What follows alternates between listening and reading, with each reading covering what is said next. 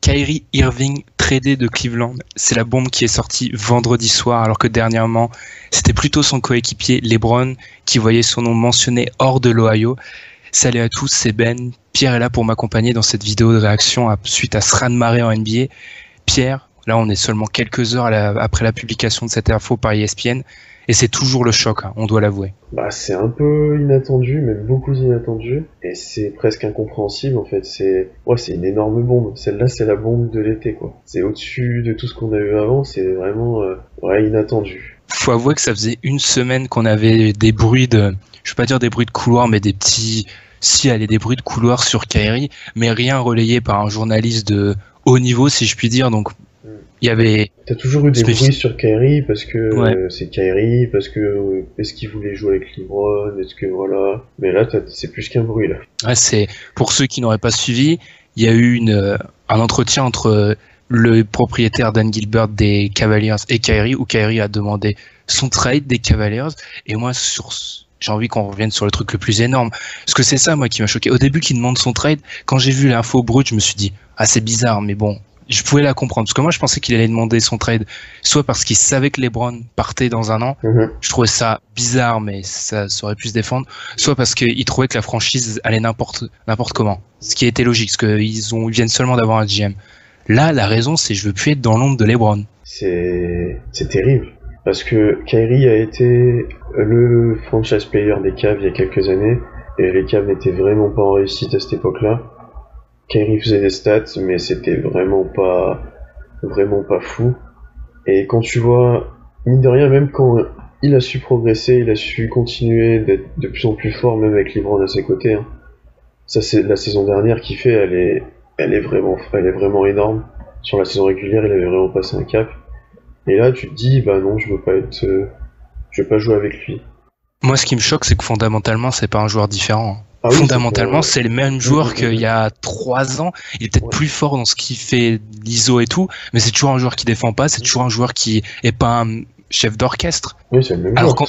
Ouais, c'est ça, on est d'accord, je suis d'accord, il a progressé, mais il a toujours les mêmes limites, et alors qu'en 3 ans, la NBA, ça s'est renforcé. Ce qu'il te fallait pour être une équipe playoffable et top 5 à l'ouest ou peut-être à l'est il y a 5 ans, c'est plus ce qu'il te faut actuellement pour être au même niveau. Il faut beaucoup plus. Et je me demande clairement si on va très vite parler de Kobe, mais beaucoup ont rapproché ça d'un comportement à la Kobe, mais j'ai l'impression que je vous l'ai dit, moi, c'est dépassé sa façon de penser. Ça marche plus comme ça, la NBA. Kobe, il a fait ça au début des années 2000, il y a 15 ans d'écart, et la NBA a complètement changé. On est à l'heure où les superstars se réunissent entre elles.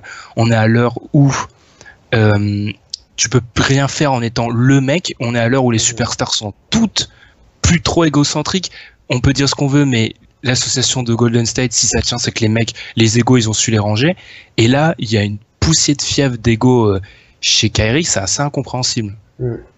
C'est surtout assez incompréhensible parce que avec Kyrie, s'il veut être vraiment le franchise player de l'équipe, donc ça veut dire qu'il n'y a pas non plus d'énormes joueurs à côté de lui. Tu vas pas forcément en playoff et tu vas pas forcément loin. Et après, quand tu vois que sa destination favorite c'est les Spurs, c'est stupide. Tu vas jouer derrière Kawhi, tu seras toujours pas le franchise player de ton équipe. Oui, c'est ça. Non, là, il est vraiment incompréhensible et j'ai vraiment du mal à voir où il peut être tradé. C'est vraiment une news qui interpelle, quoi, parce que c'est vraiment gros et c'est vraiment, et on n'est pas derrière, on n'a pas toutes les informations, mais c'est compliqué à comprendre, quoi. En fait, qui veuille devenir le chef, ok. Mais le problème, c'est déjà, oui, les destinations qu'il demande, à San Antonio, dans le système le plus collectif de la NBA avec Kawhi, tu seras pas à la star. Ça sera, en gros, ça va sûrement répéter le schéma de Cleveland où Kyrie sera peut-être le scoreur et le mec qui a les balles en fin de match, mais ça restera le deuxième meilleur joueur. Et ensuite, moi, ce que je t'ai dit, c'est le timing. Le timing, alors apparemment, ils sont au courant depuis une semaine, mais même, il fait ça alors que il y a un mois de ça, il y a pas mal de top 20 NBA qui sont disponibles. Il fait ça. Il est arrivé trop tard. Il aurait dû sortir ça juste après la draft. Il aurait eu plus de choix d'équipe et exactement. Enfin, c'est ça que j'ai du mal à comprendre. Qui veuille devenir le patron, ça se comprend, ça se défend difficilement. Moi, personnellement, j'ai du mal à défendre ça. Mais juste le timing, même au niveau de l'année, il y a 2018 aussi. C'est ça que je comprends pas. C'est par rapport à 2018, beaucoup annoncent qu'en réalité, il part parce qu'il est au courant que LeBron va partir. Alors ça, j'y crois absolument pas. Parce que quand tu sais que les Aldridge, les Woj, les Windhorst qui connaissent, c'est des mecs sérieux dans le milieu, ils sont pas au courant de ça. Je pense que LeBron, il a pas pris sa décision et je pense même que lui-même l'a pas prise. Pourquoi partir maintenant? Parce qu'en réalité, si tu veux être le chef, si tu sais qu'il part dans un an, bah tu restes à Cleveland. Parce que dans un an, tu seras le chef à Cleveland avec tout ce que ça amène au niveau des salaires. Parce que là, s'il part, il est plus éligible à la DVPE, la super extension. Parce que t'es éligible si t'es dans la franchise qui t'a drafté ou si t'es dans une franchise, si on t'a tradé dans cette franchise-là durant ton contrat rookie et que ça fait plus de 8 ou 9 ans que t'es dans cette franchise-là. Kyrie, il entre dans sa 7e saison cette année, ce qui veut dire qu'en 2018-2019, il sera dans sa 8e année, éligible, et on peut penser que s'il n'y a plus LeBron, il peut faire une All-NBA, ce qui veut dire qu'il sera éligible à la super extension. Pourquoi partir? Pourquoi demander ça maintenant, en fait? Moi, le timing, je le comprends pas du tout. Hein. Ben, le timing, moi, la première chose que je t'ai dit quand on a vu les infos sur Kyrie, c'est que s'ils le disaient avant, les Cavs récupéraient peut-être Chris Paul, ou récupérer. Après, toi, tu m'as dit Paul George. Enfin, tu pouvais vraiment aller chercher un autre gars, quoi. Il y a personne sur le marché, là, maintenant. Là, il y a personne. Il y a personne, c'est super dur de lui trouver un trade, c'est super dur de lui trouver une destination. Il y a vraiment peu d'équipes qui peuvent s'aligner et proposer quelque chose d'intéressant aux Cavs, parce que les Cavs vont pas les changer contre n'importe quoi non plus. Ça reste le lieutenant de LeBron. Le gars, l'année dernière, que ce soit sur les deux derniers playoffs, il était monstrueux. Il a aidé vraiment LeBron. Tu peux pas les changer contre n'importe quoi. Il faut quand même que tu trouves, il faut que tu aies une monnaie d'échange contre lui. Et ouais, c'est vraiment compliqué, quoi. Et par rapport à 2018, enfin, je suis complètement d'accord avec toi. Autant attendre, voir où LeBron va, parce que personne ne le sait. Il y a plein de rumeurs, mais tu peux jamais prévoir où va aller LeBron.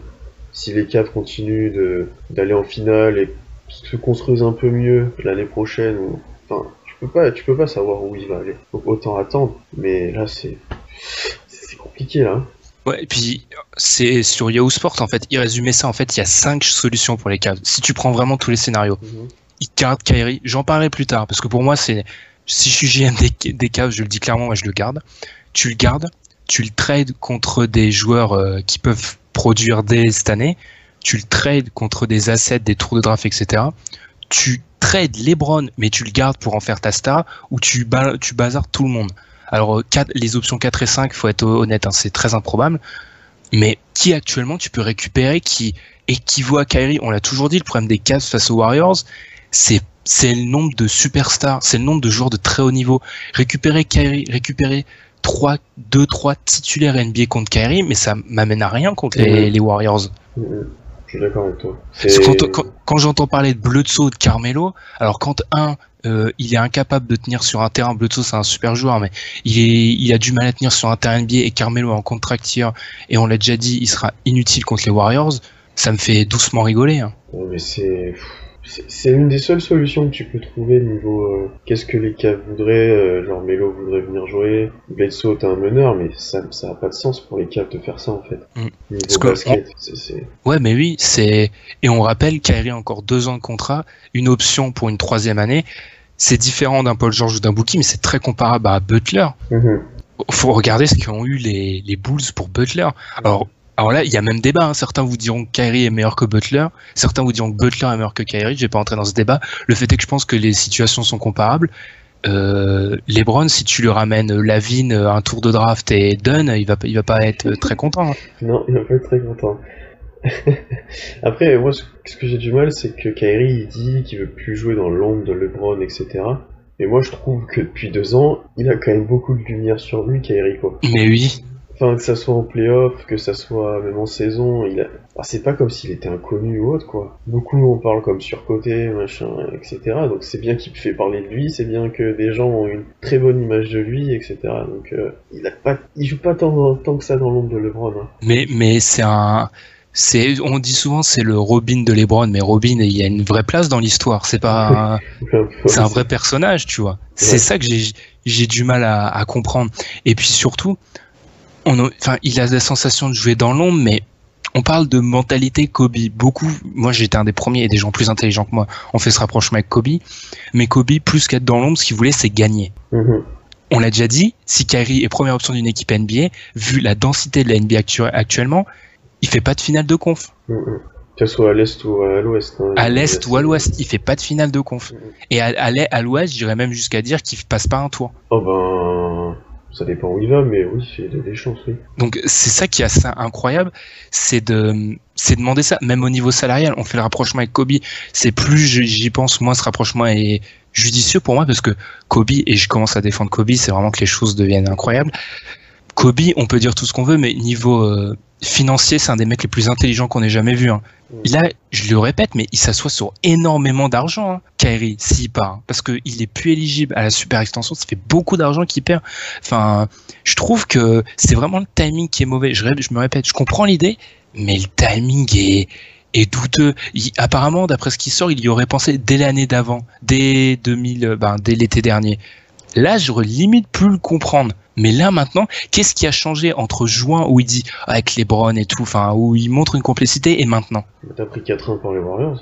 Même après les finales, il y avait une... Oui, mais si c'est... Tu pars pas après un titre, c'était compliqué, quoi. Enfin, c'est la résignation qui... Ben, je sais pas, peut-être. Après, est-ce que le fait que... Moi, je pensais que le fait d'avoir vu certains meneurs, certains joueurs avoir des super gros contrats, avoir leur équipe, type John Wall qui vient de re-signer pour une super extension, etc., ça lui donne pas des idées, quoi. Mais, en fait, il va encore perdre de l'argent, donc même ça, tu peux même pas le comprendre là-dessus, quoi. Mais...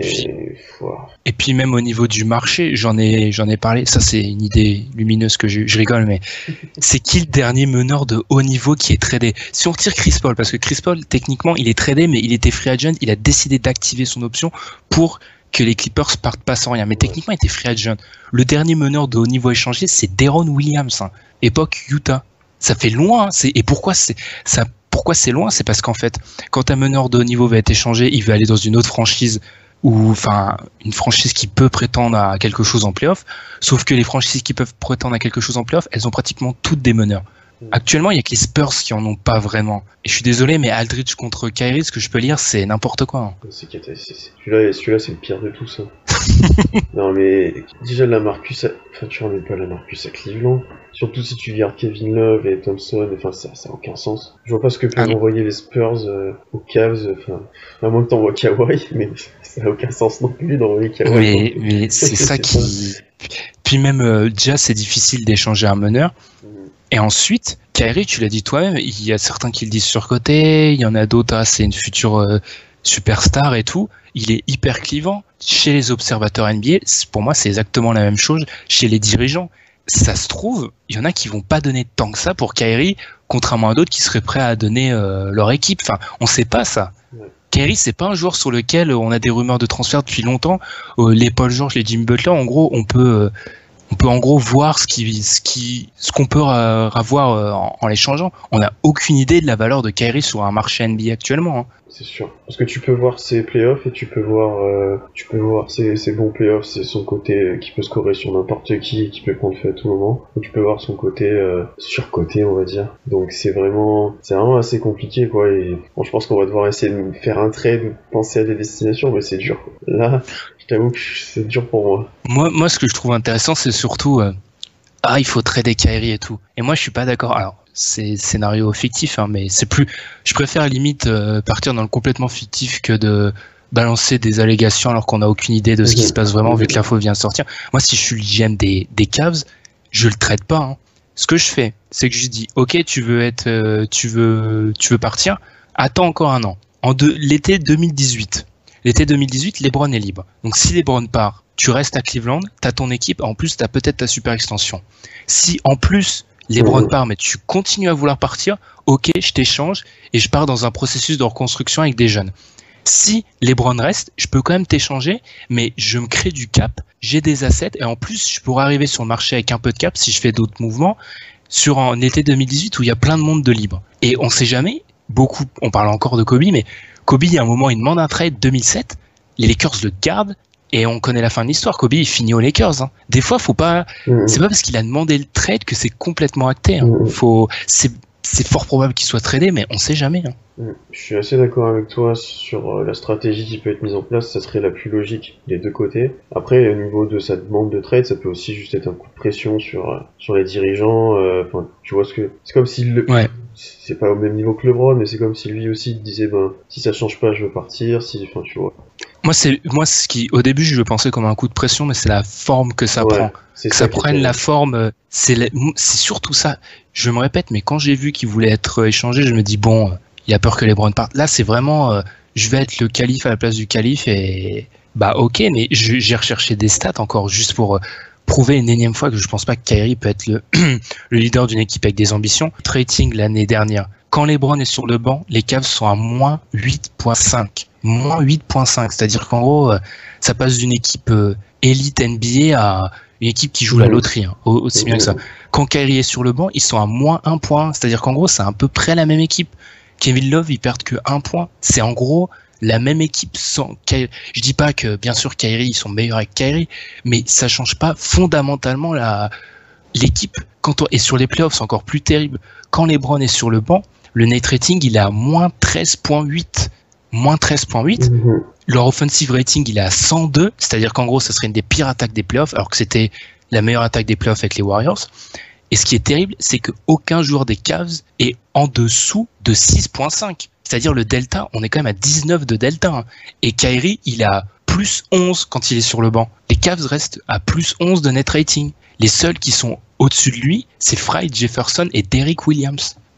Alors, une stat ne résume pas l'influence d'un joueur, mais Kyrie, en fait, si je peux résumer ça comme ça, je pense que Kyrie est indispensable si tu veux faire quelque chose contre les Warriors, mais le reste du temps, beaucoup disent ça, moi je suis prêt à les suivre, je pense que LeBron, avec ou sans Kyrie, va en finale NBA à l'Est, à l'heure actuelle. Il y a des chances, Après ça dépend ce que t'as conclu, il faut quand même que tu finisses de compléter ton effectif si tu le perds, mais t'as quand même des chances d'aller en finale, parce qu'il a un tel impact, et il a une telle marge sur le reste, que même en le perdant, tu peux espérer aller en finale. Après c'est dur à dire pour Kyrie, qu'est-ce qu'il peut faire en tant que franchise player, parce que...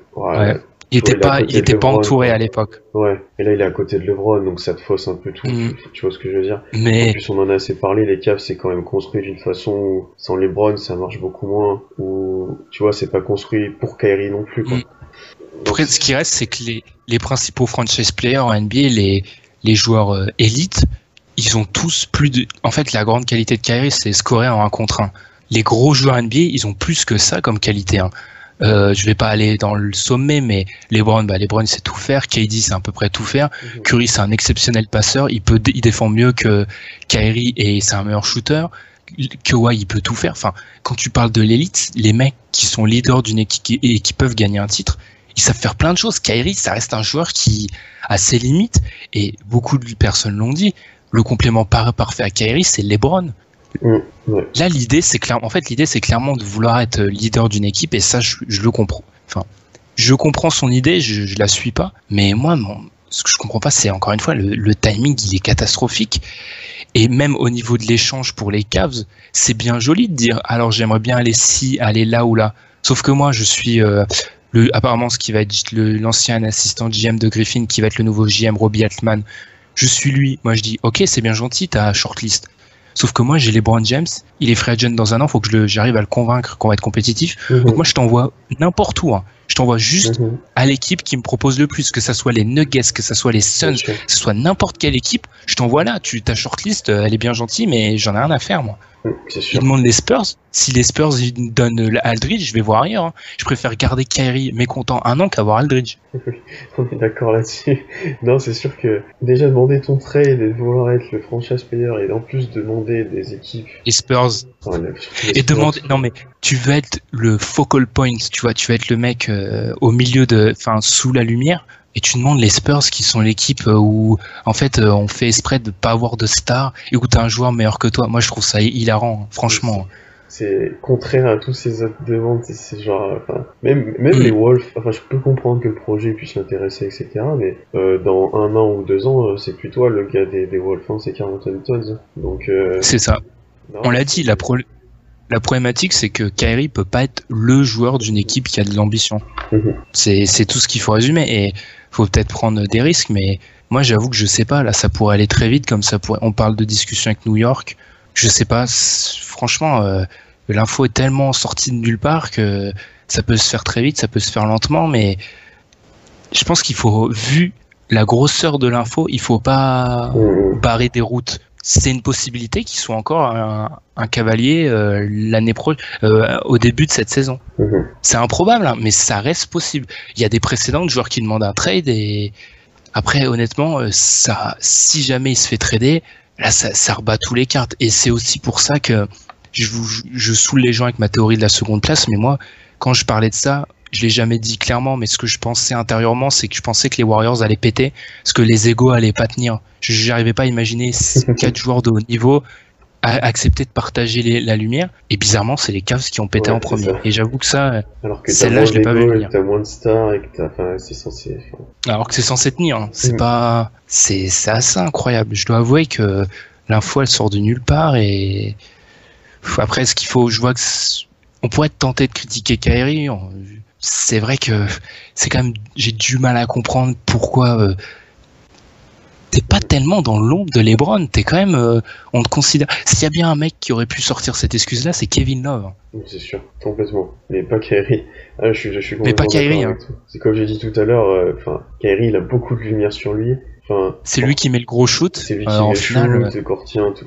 Voilà, c'est. Il peut pas dire qu'il ait pas de lumière sur lui, que ce soit en finale, que ce soit n'importe où, quoi. C'est pas possible. Mais maintenant, les niveaux destination. Moi, qu'est-ce que tu penses de Miami? Miami, beaucoup de gens en parlent.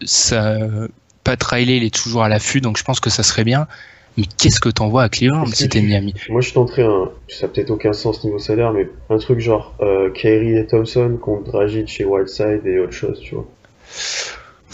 Pas mal. Ouais, ça aurait du sens. Après, Thompson t'en séparer, c'est embêtant, mais ça. Mais si tu récupères Whiteside, je me dis. Ouais. Parce que comme ça, après, Kyrie aurait sa team, et toi, t'as quand même Whiteside, etc. Mais après, ils sont chers. Dragic et Whiteside sont assez chers.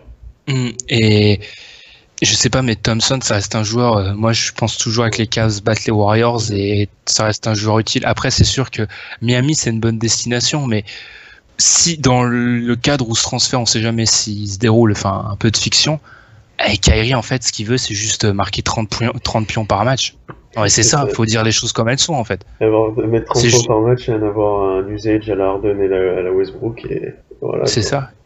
Après que le mec ait déjà sa bague, parce qu'en fait, le rapprochement avec Kobe, je m'arrête pas de le faire, mais c'est parce qu'en fait, c'est des mecs qui ont pas connu ce qu'ont connu les Durant, les LeBron, et les autres, ou les Jordan, si on remonte, c'est qu'ils ont pas connu ce chemin vers la bague où c'était en gros difficile, où t'as des années où t'en as ras-le-bol et tout. Pour eux, en fait, c'est facile d'avoir une bague. Donc je sais pas si c'est dans le subconscient, en gros, ils se disent, de toute façon, n'importe où je vais avoir la bague.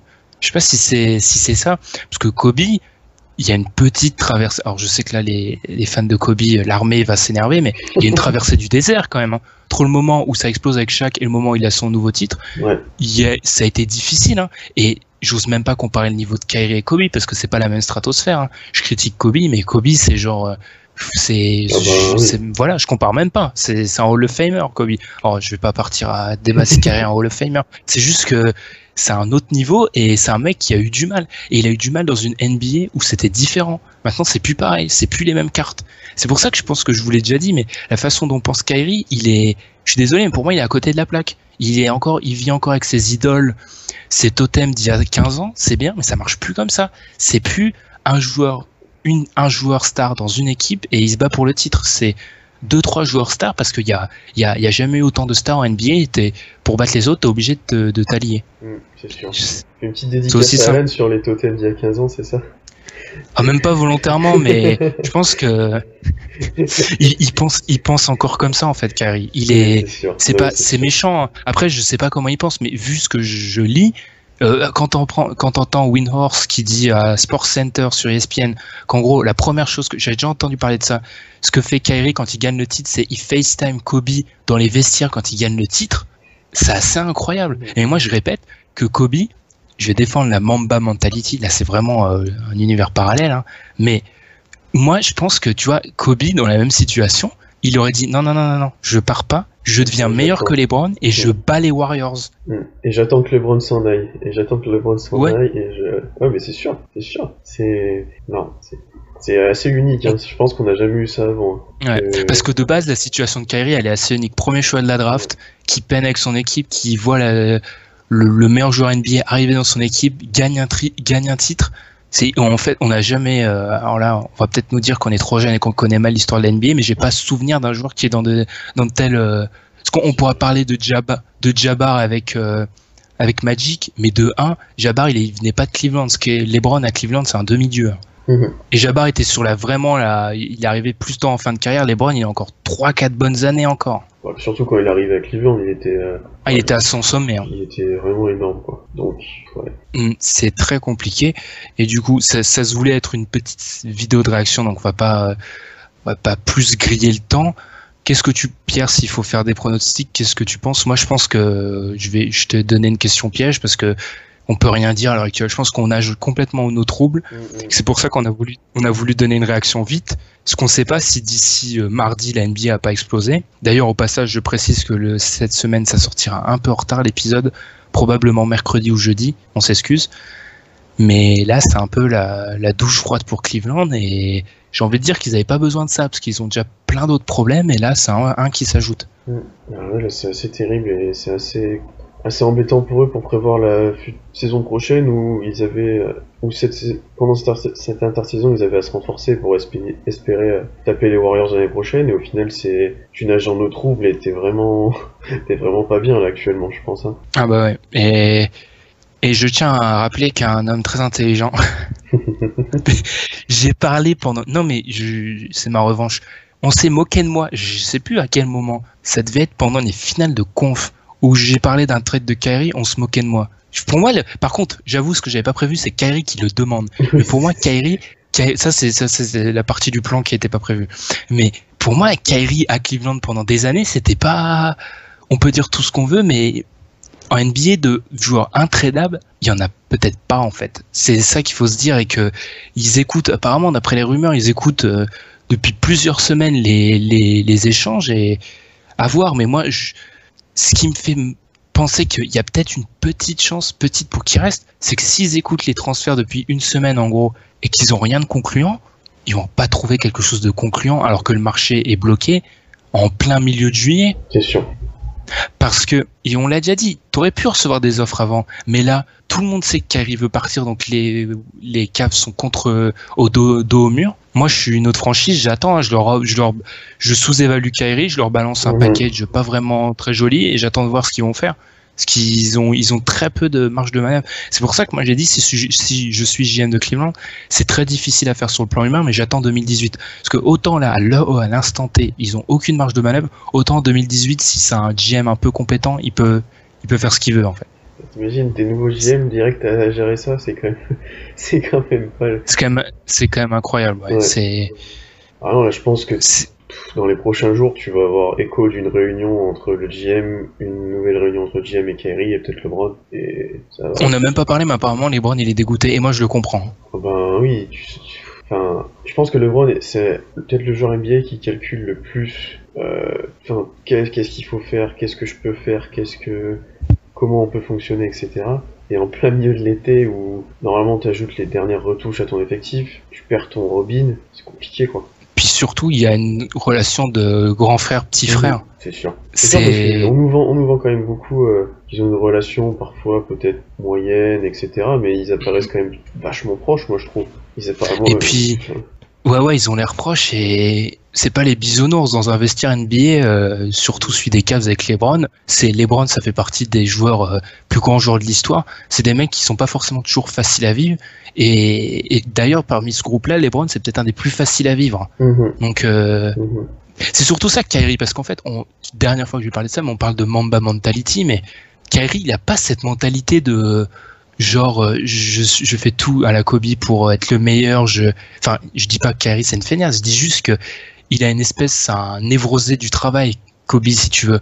Kyrie, quand tu le vois, il a pas cette attitude-là. C'est le mec qui danse et tout. Je trouve qu'en fait, on va pas faire de la psychologie de comptoir, mais c'est pas un 100% Kobe.